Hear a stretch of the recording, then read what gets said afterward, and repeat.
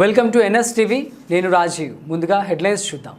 నిన్నటి రోజున దేగాం గ్రామంలో ఇందిరమ్మ ఇండ్ల ప్రారంభోత్సవంలో అసలు జరిగింది వేరని, కానీ వీడియోలలో, పేపర్ స్టేట్మెంట్లలో వక్రీకరించి మాట్లాడడం, రాయించడం, మాజీ ఎమ్మెల్యే గారిని విమర్శించడం ఇది చాలా తప్పని, మాజీ ఎమ్మెల్యే గారిని ప్రత్యేకంగా ఆహ్వానించడం జరిగిందని, ఆహ్వానం మేరకు వారు వచ్చారని, అసలు మేము ప్రారంభోత్సవానికి రిబ్బన్ కూడా తేలేదని, రిబ్బన్ను కత్తిరిస్తా అని కూడా మాజీ ఎమ్మెల్యే మాకు అనలేదని, మేము ఇంట్లో పూజ చేసుకున్నామని, గౌరవ సర్పంచ్ స్వయంగా ఆమెను రిబ్బన్ను తెచ్చి దర్వాజలకు అతికించారని, రిబ్బన్ కత్తిరించాలని మా మనసులో లేదని, కొన్ని ప్రత్యేక కారణాల వల్ల మేము ఆ కారణాలు చెప్తే బాగుండదని తెలిపారు. నిన్నటి రోజున మా దేయం గ్రామంలో ఇందిరమ్మ ఇల్లు ప్రారంభోత్సవంలో అసలు జరిగింది వేరే, కానీ వీడియోలలో, పేపర్ స్టేట్మెంట్లలో, వాట్సాప్ గ్రూపులలో వక్రించి మాట్లాడటము, వ్రాయించడము, మాజీ ఎమ్మెల్యే గారిపై విమర్శించడము ఇది చాలా బాధాకరము. తప్పుడు సమాచారం ఇస్తూ మాజీ ఎమ్మెల్యే గారిని ప్రత్యేకంగా మేము ఆహ్వానించడం జరిగింది. ఆహ్వానం మేరకు వారు మా ఇంటికి వచ్చారు. అసలు మేము ప్రారంభోత్సవానికి రిబ్బన్ కటింగ్ ఎమ్మెల్యే గారితో చేయిస్తామని అనలేదు. ఎమ్మెల్యే గారు కూడా మాతో అనలేదు.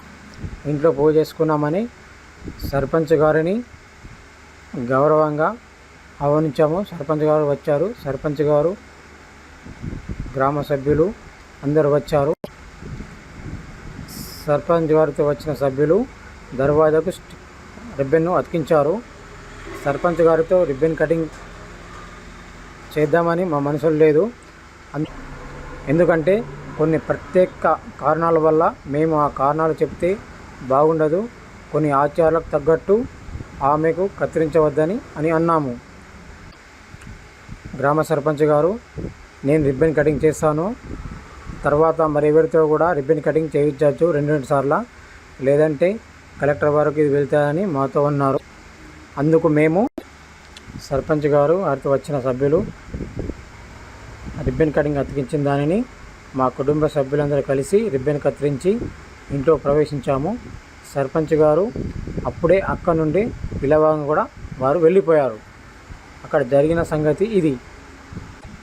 కానీ సర్పంచ్ గారు వీడియోలో మాట్లాడుతూ, ఇతరులతో మాట్లాడిస్తూ సోషల్ మీడియాలో వైరల్ కావడానికి సర్పంచ్ గారు ప్రయత్నించడం, ఇది ఇంత చిన్న విషయానికి ఫేస్బుక్లలో, ఇన్స్టాగ్రామ్లలో పెట్టడం జరిగింది. మాజీ ఎమ్మెల్యే గారిపై లేనిపోని అబండారాలు వేయించడం జరిగింది.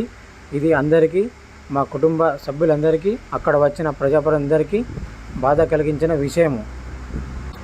మాజీ ఎమ్మెల్యే గారు పదవిలో ఉన్నప్పుడు కూడా ఎన్నో కొత్త పనులు మంజూరు చేయించడం జరిగింది.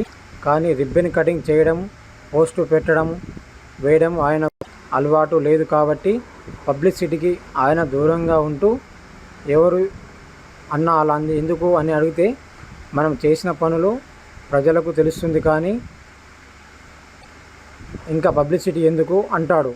కానీ సర్పంచ్ గారు నిన్న చేసిన చేష్టాలు ఎవరికి నచ్చడం లేదు. ఆమె చేష్టాలు చాలా ఉన్నాయి. ఎవరికో అసంతృప్తి చేయడానికి, ఎవరు వ్రాసి ఇచ్చిన ప్రకటనలు, వీడియోలను మాట్లాడడం, పత్రిక ప్రకటన చేయడము సర్పంచ్ గారికి తగదు. కొన్ని ప్రత్యేక కారణాల వల్ల సర్పంచ్ గారు గెలిచారు. అందరితో కలిసిమెలిసి మన గ్రామంలో ఊరి అభివృద్ధి కోసం తోడ్పడాలని, ఎటువంటి వింత పొగడాలు మా గ్రామస్తులకు నచ్చవు. ఇకనైనా మార్పు చేసుకోవాలని